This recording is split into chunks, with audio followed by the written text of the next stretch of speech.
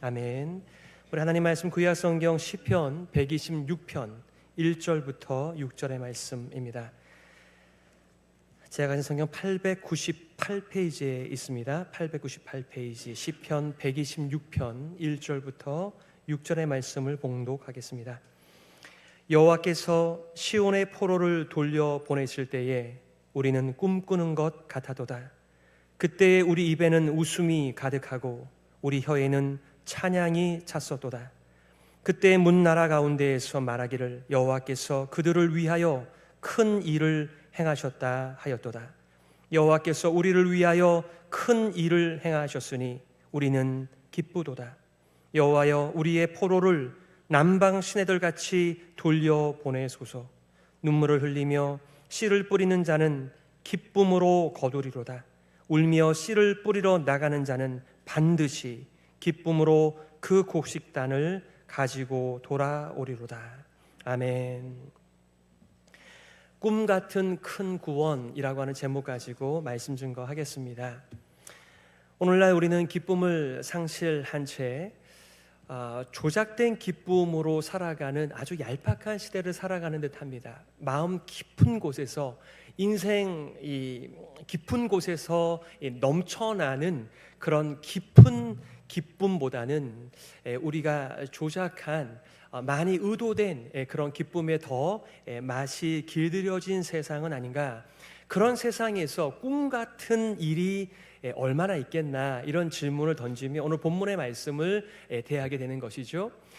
오늘 이 시편은 어떤 형식으로 우리가 간주할 수 있을까요? 분명히 1절부터 3절까지만 보게 되면 감사시구나, 찬양시구나 라고 할 수 있겠으나 4절부터 6절까지의 말씀을 보게 되면 여전히 이 큰 구원의 수혜자가 되지 못한 채 포로 생활 가운데 있는 사람들을 염두에 둔 한편의 애가일 수도 있겠다는 여러 의견들이 있죠. 하지만 전반적으로 보게 되면 현재 누리고 있는 큰 구원과 함께 앞으로 하나님께서 이루실 더 큰 구원 앞에 소망 중에 찬양하고 감사하는 감사시로 이 126편을 형식 결정할 수 있을 것 같습니다. 오늘 여러분들과 내용적으로 두 가지를 보려고 합니다. 첫 번째는 순례자들이 큰 구원 앞에서 감사로 기뻐하다라고 하는 메시지, 즉 바벨론에서 돌아온 그 기쁨을 얘기하고 있는 것이죠.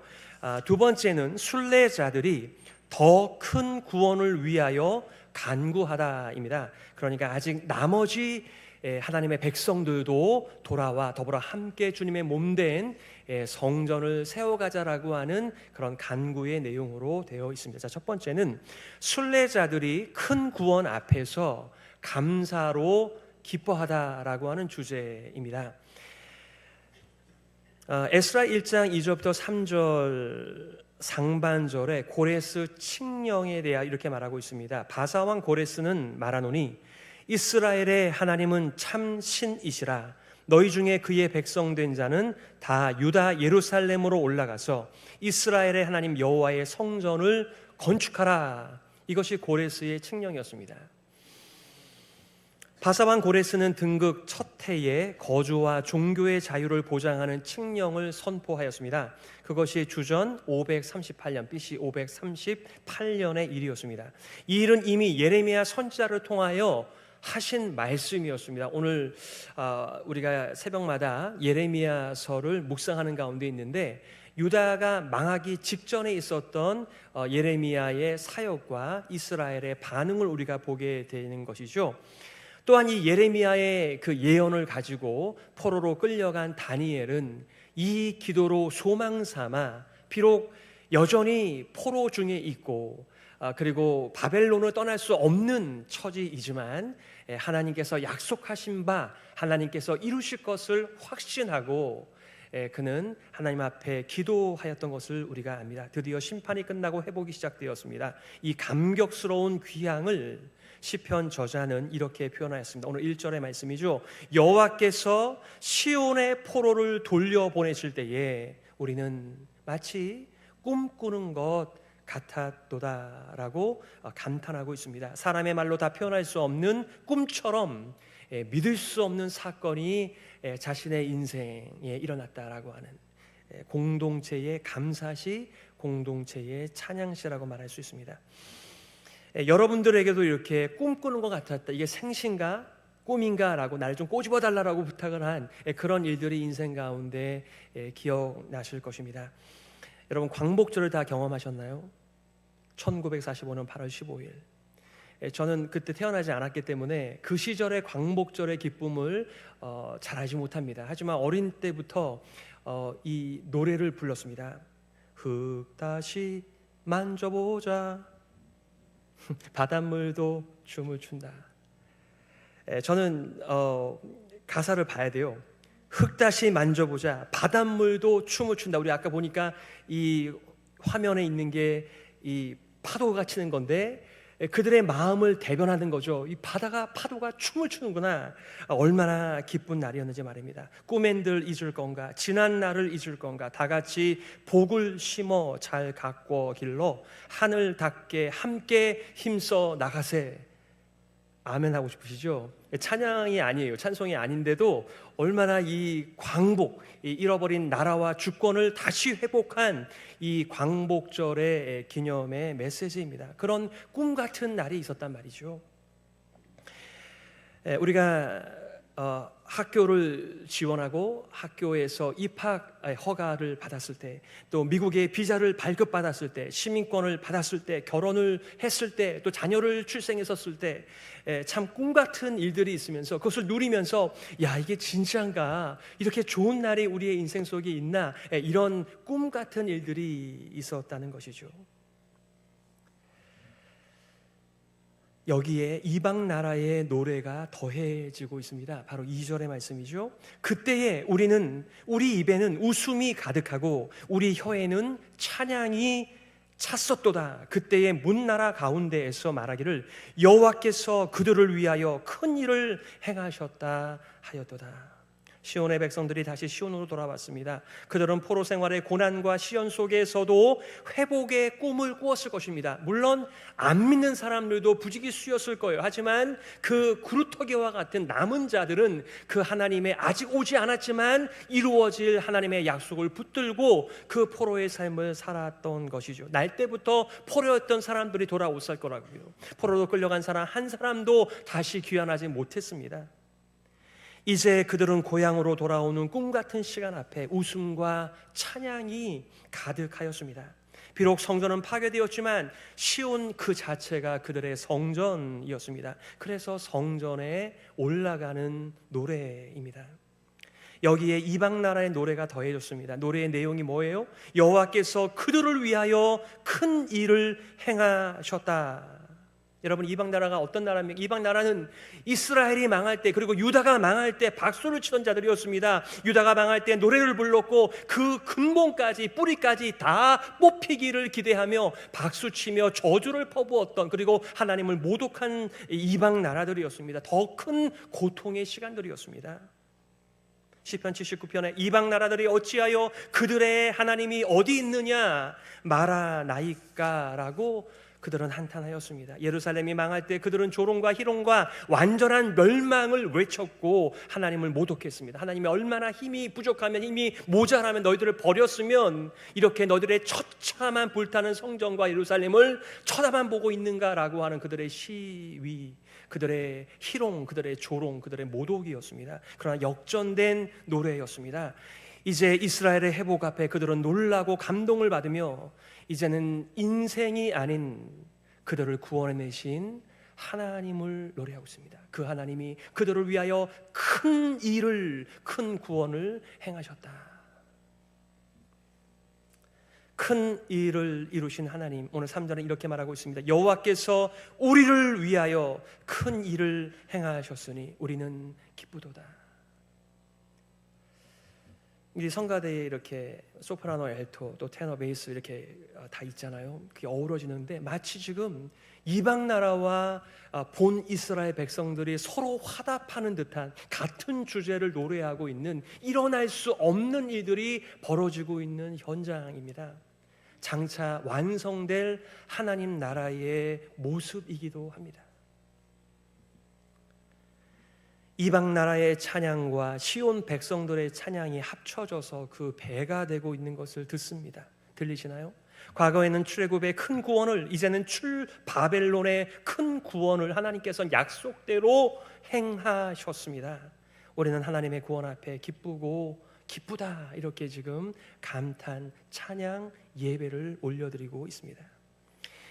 누가복음 1장 49절에 마리아의 찬가가 나옵니다. 능하신 이가 큰 일을 내게 행하셨으니 그 이름이 거룩하시며. 사실 처녀가 아이를 잉태하는 건 말도 되지 않습니다. 그런데 이 어린 마리아가 아이를 잉태하였습니다.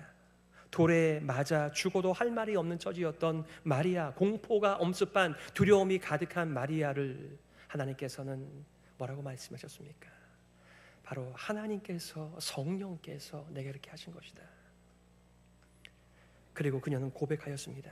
능하신 이가 큰 일을 내게 행하셨다.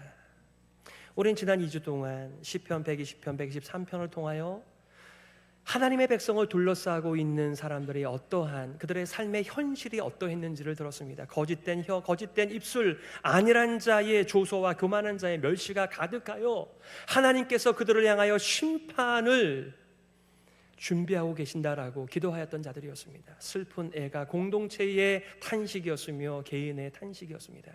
이것을 경험한 사람일수록 하나님께서 베풀어 주신 큰 구원에 대한 절감이 있습니다. 그 기쁨이 있습니다. 그것을 노래하는 자로 살아갑니다. 이 탄원시를 가진 사람들, 성전에 올라가는 노래라고 하는 연속성 속에서 이렇게 비참함을 경험한 사람들에게 이 구원은 큰 구원, 하나님만이 이루실 수 있는 구원이라고 고백하며 찬양하며 기뻐하고 있습니다.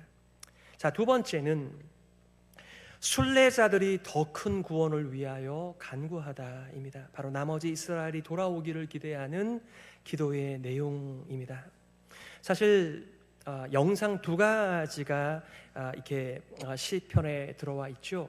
첫 번째는 네겝의 시내들의 다시 무르는 영상 하나가 나오고, 두 번째는 울며 씨를 뿌리지만은 기쁨으로 추수하는 영상이 두 개가 겹쳐지면서 하나님께서 회복할, 아직 오지 않았어요. 하지만 그날, 돌아오는 그날을 마치 확신한 듯이, 지켜보고 있는 듯이 그렇게 묘사하며 여전히 찬양과 감사를 올리고 있는 공동체의 순례자의 노래입니다.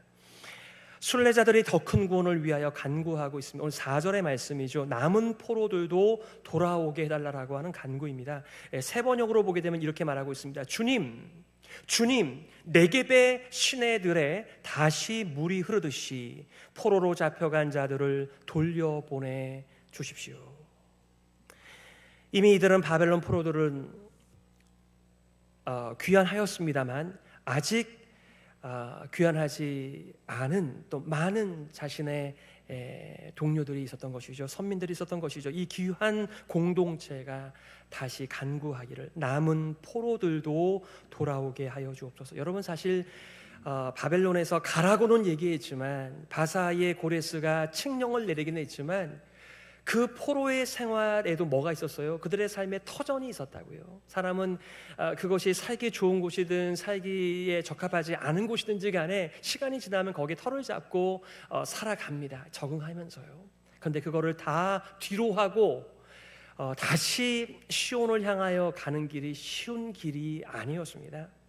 귀환의 여정도 만만치 않았을 것이고요. 돌아온 고향에도 약속의 땅에는 성전도 없었고 짐승들이 땅에 가득하였으니 기뻐할 만할 수만 없는 것이 그들의 현실이었습니다.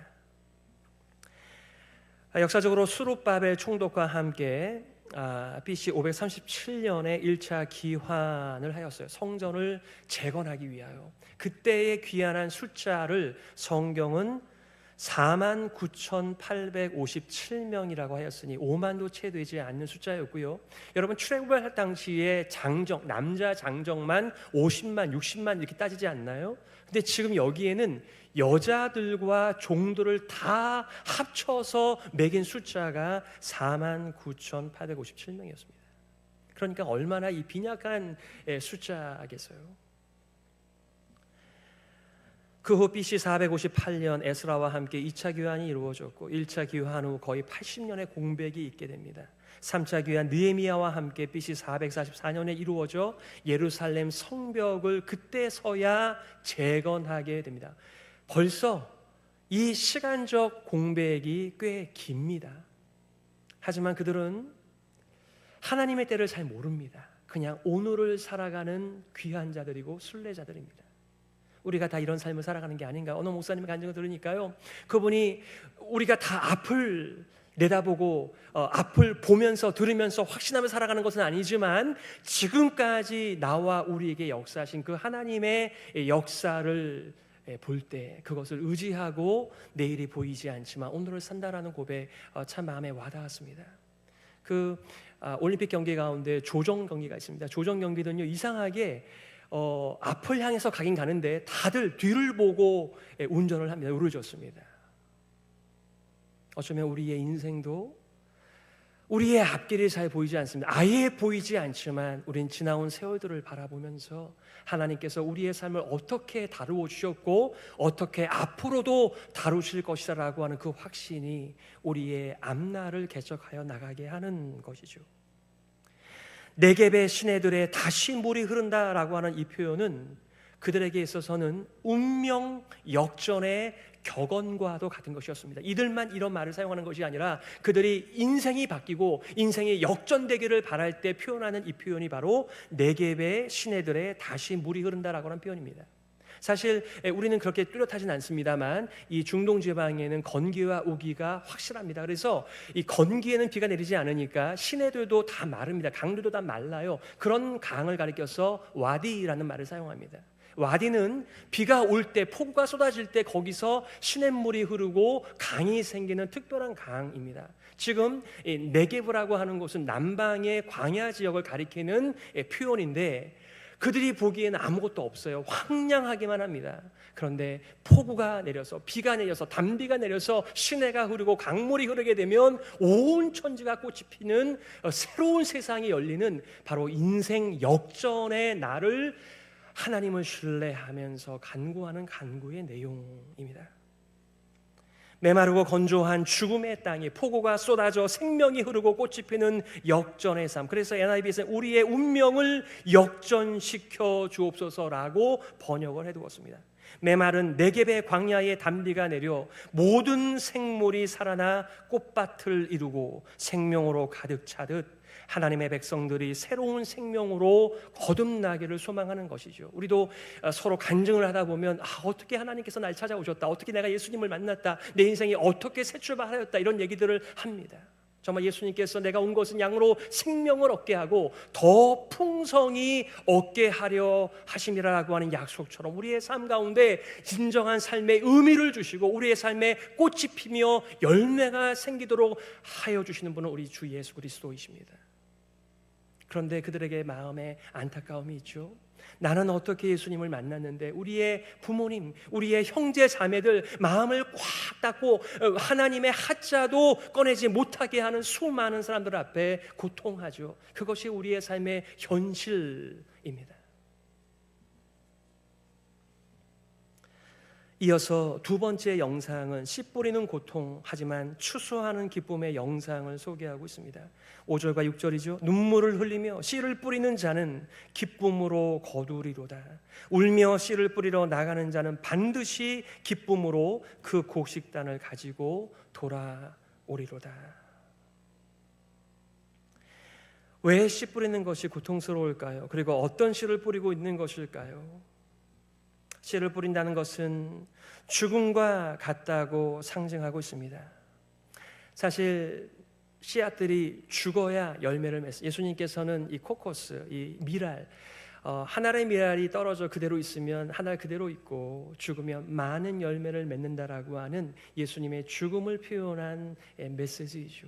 우리도 나가다 보면 액자에 한 알의 밀이 땅에 떨어져 죽으면 많은 열매를 맺는다.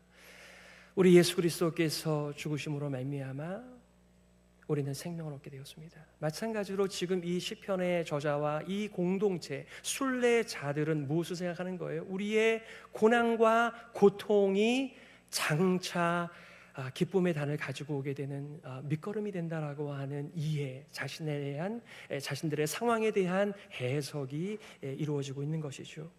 과거와 현재의 고통이 얼마나 큰지를 표현하는 표현이죠. 씨를 뿌리는 고역과 추수하는 기쁨의 대비를 통하여 새로운 현재 사역의 고통을 우리가 견딜 이유가 있다라고 이렇게 기도하고 선포하는 것입니다. 더 큰 구원을 기대하며 소망하며 간구하는 것이 오늘날 우리의 큰 구원을 경험한 사람들의 삶의 실존이다 라고 하는 것을 말하고 있는 것입니다. 만약 이 세상이 우리의 소망이라고 한다면 우리가 얼마나 이 세상과 사람들을 우리의 가진 것들과 비교하면서 때로는 기쁜 날도 있겠죠. 하지만 얼마나 우리의 인생 속에 상실감이, 허무함이, 삶의 의미가 사라진 우리의 삶 가운데 가득 차 있을까요? 기쁨의 노래, 찬양, 아마 우리랑 거리가 먼 것이 될 것입니다. 하지만 장차 지금까지 큰 구원을 가져오신 그 하나님께서 이루실 더 큰 구원을 소망하며 우리의 삶을, 우리의 정체성을 가지고 살아가는 삶의 의미, 바로 그것이 우리 순례자들의 삶의 특징입니다. 우리의 삶을 북돋아주는 소망의 믿음의 메시지입니다. 오늘 말씀을 요약하겠습니다. 오늘 성전에 올라가는 순례자들은 과거의 큰 구원과 기쁨을 기억하고 있습니다. 동시에 장차 다가올 미래의 더 큰 구원과 기쁨을 확신하고 있습니다. 그래서 감사하고, 그래서 기뻐하고 그 큰 구원을 간구하고 있는 것입니다. 하나님께서 이전에 하신 일이 앞으로 해주실 일을 기대하는 믿음이 된 것입니다. 하나님께서 시작하신 회복의 역사, 더 큰 구원이 이루어지기를 간구하고 있습니다. 오늘 여러분들의 기도의 제목은 어떤 내용들이신가요? 죽음의 땅에 내리는 생명의 단비처럼 약속의 땅과 약속의 백성들이 생명으로 가득 차기를 소망하고 있습니다. 정말 1차 귀환자들이 직면한 예루살렘과 시온은 황폐한 곳이었습니다. 성전 벽돌 한 장도 없는 완전히 무너진 곳이었습니다. 그러니 그들이 어떤 꿈을 꾸는 것인가? 나머지 포로들과 더불어 함께 힘을 모아 이 성전을 재건축하고 하나님의 임재와 하나님의 영광이 가득한 그날을 보지 못하지만, 들리지 않지만 그날을 소망하며 하나님께 간구하고 있는 것이죠. 신약의 그리스도인들은 이미 그리스도를 통하여 이루어진, 그리고 이루어질 더 큰 구원을 이미 경험한 자로 살아갑니다. 그래서 복음을 대할 때마다 늘 rejoice, 기쁜 것입니다. 여러분, 이 구원이라고 하는 것이 얼마나 상상을 초월하는 것인지, 그 구원의 깊이와 높이와 넓이와 크기에 대하여 우리는 점점 자라가는 자라고 말을 하고 있습니다. 그러니 우리는 계속해서 우리의 자라감과 변화와 풍성한 삶과 이런 일에 대하여 간증을 하면서 주님의 몸된 순례자의 공동체가 더 풍성하게 되기를 기대하면서 소망 가운데 간구하는 것이죠. 그게 바로 울며 씨를 뿌리는 우리의 삶인 것이죠. 여전히 이 세상 하나님을 반역하고 오해하고 자기의 왕국을 건설하기 위하여 깨어진 세상이 더 깨어지는 가운데 있습니다. 하나님을 알아보지 못하는 세상입니다. 사람들의 영광만 가득한 세상입니다. 그러나 우리는 하나님의 영광을 노래하고 기대하는 사람들입니다. 바로 순례자이기 때문에 그렇습니다. 이 현실에 잠시 눈물을 흘리지만 소망의 복음을 전하는 일을 멈추지 않습니다. 황무지를 물이 흐르는 옥토로 바꾸듯 오늘의 고통과 눈물을 내일의 소망과 열매로 바꾸실 분은 다름 아닌 하나님, 그분 자신이십니다. 그러므로 우리도 현재의 불편과 고난과 고통을 기쁨으로 견뎠으면 좋겠습니다. 찬양 속에 인내하기를 기대합니다. 그리고 그 자리에 있지 마시고 더 큰 구원을 위하여 기도하시기를 바랍니다. 고린도후서 4장 17절이죠. 우리가 잠시 받는 환난에 경한 것이 지극히 크고 영원한 영광에 중한 것을 우리에게 이루게 함이니. 아멘. 그러니까 장차 올 더 큰 구원과 그 구원의 영광을 보지 못하면 오늘 우리의 삶은 찌꺼기와 같은 삶인 것이죠. 의미가 없는 삶이죠. 빨리 정리가 되면 최선인 그런 삶이겠죠. 그러나 우리에게는 내일이 하나님이 이루실 더 큰 구원이 다가오기에 오늘의 삶을 눈물을 흘리며 씨 뿌리는 일을 우리의 마땅한 일로 감당하는 것입니다.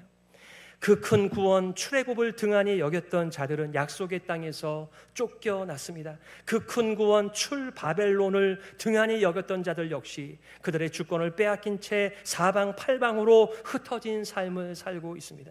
1967년이 되어서야 이스라엘은 자기의 땅덩어리라고 그들과 싸우면서 손바닥만한 땅을 그들의 땅이라고 부르고 있습니다. 그러므로 우리는 이미 받은 큰 구원, 이미 시작된 하나님 나라 백성의 삶을 소중하게 여기시기를 바랍니다. 우리는 여전히 광복절 이후에 자유민주 국가의 주권을 누리고 있지만 그것을 자랑하는 사람은 이제 없는 것 같습니다.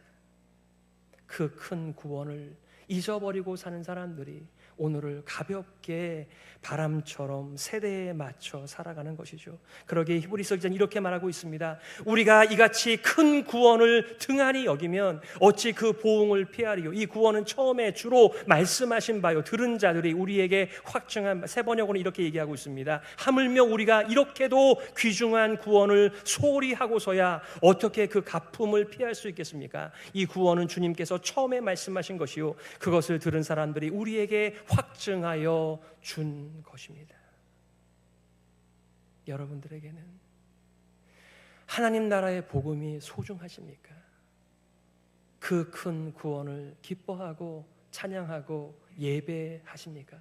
그리고 더 큰 구원을 위하여 우리 공동체는 기도하며 간구하며 그날을 소망하며 그날에 잇대어 오늘을 살아가고 계십니까?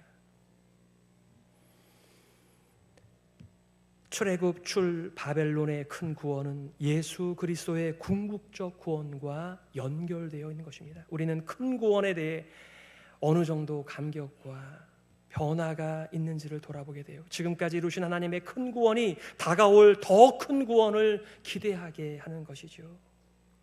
여러분에게 현재적 구원에 기반한 기쁨이 어느 정도인지를 점검해 보시기를 바랍니다. 더 큰 구원을 바라고 계십니까? 그리고 미래의 교우들을 찾는 일에 여러분이 얼마나 관심이 있으십니까? 더 나아가 너와 나 우리의 큰 구원을 바라는 이유가 우리 가운데 확실한지를 또한 점검하게 됩니다. 이를 위해 우리가 어떻게 살아야 될까요? 우리 모두는 큰 구원 이후 성전에 올라가는 순례자들입니다. 우리는 성전에 올라가는 자들입니다. 올해 표어는 안팎의 변혁을 통하여 세상을 회복하는 공동체로 정하였습니다. 에베소서 2장 8, 9절 10절의 말씀, 너희가 그 은혜를 인하여 믿음으로 말미암아 구원을 얻었나니 이것이 너희에게서 난 것이 아니요 하나님의 선물이라. 행위에서 난 것이 아니니 이는 누구든지 자랑치 못하게 함이니라. 우리는 그가 만드신 바라 하나님께서 우리를 창조하셨다. 그리스도 예수 안에서 선한 일을 위하여 지으심을 받은 자니 이 일은 하나님이 전에 예비하사 우리로 그 가운데서 행하게 하려 하심이니라. 어떤 분들은 이제 예수 믿으셨으니 끝났다. 끝난 게 아니라 바로 시작하신 것입니다. 그리고 더 큰 구원의 날이 오기를 위하여 간구하는 기도하는 순례자들의 공동체, 바로 우리 교회입니다. 우리 교회 공동체가 큰 구원에서 더 큰 구원의 역할을 감당하기 위하여 내가 해야 할 역할이 무엇인지를 반문하며 오늘 우리를 부르신 하나님의 뜻에 그 콜링에 걸맞는 생애를 살아가시는 여러분 모두가 되시기를 예수 그리스도의 이름으로 축복합니다. 아멘. 이 시간에 우리가 말씀을 기억하면서 이렇게 기도했으면 좋겠습니다. 주님, 깨어진 세상에 잇대어 세상과 죄의 종으로 살아야 하는 우리를 구원해 주시니 감사합니다. 이 큰 구원을 오늘 더 깊이 누릴 뿐만 아니라 더 큰 구원을 소망 중에 기대하며 간구하는 씨 뿌리는 일을 감당하는 우리 헤브론 교회가 되게 하여 주시옵소서.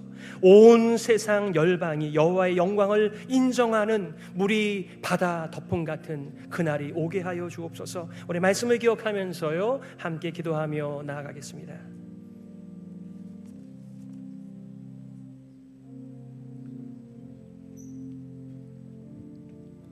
하나님 아버지, 은혜를 감사합니다. 우리의 삶의 기반이 날마다 흔들리는 가운데 있습니다.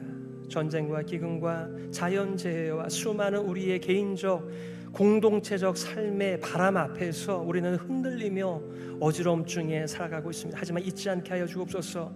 그 큰 일을 행하신 하나님께서 더 큰 구원, 완전한 구원을 가져오실 그날을 고대하며 하나님께서 우리에게 맡겨주신 이 복음의 증거의 사명을 감당하는 살아있는, 깨어있는, 살아있는 주님의 몸된 교회, 순례자들의 노래가 가득한 교회 될 수 있도록 인도하여 주옵소서.